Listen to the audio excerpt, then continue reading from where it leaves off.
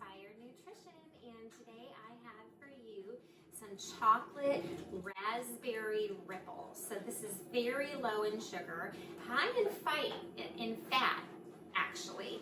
So fat is going to really help keep your appetite satisfied. So let's go through this. What we've done is we just got some frozen fruit. I have some raspberries in here. I also have a couple strawberries and blueberries. I just broke them down here on a plate on this parchment paper. And now we can also add about 1/3 of a cup of some coconut flakes. And again, I just will scatter those all around in here. Break up a couple big chunks.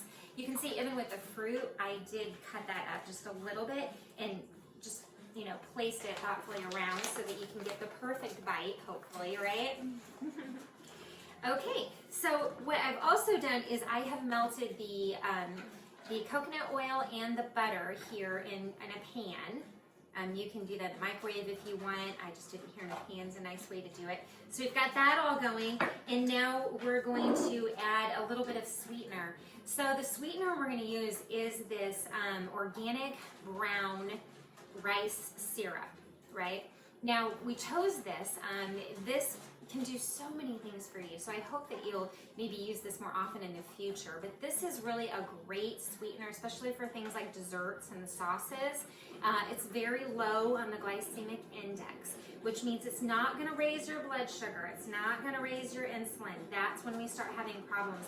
But we still want our goodies, don't we? So this is what we're going to do. We're going to put in a teaspoon of this really nice natural sweetener here, right? Just gonna help that along a little bit. There we go. Okay, so we've got there, and we'll give that a nice little stir. And then we're gonna add 2 tablespoons of raw cacao. Now this means that it's not cocoa, it's not processed. This is more of just the bean, the cocoa bean, the natural cocoa bean that has been broken down into a powder, and that's why we need that natural sweetener. So that's all you really need for your chocolate, right? Just gonna stir that up really nicely, melt it all together just like that. See how nice?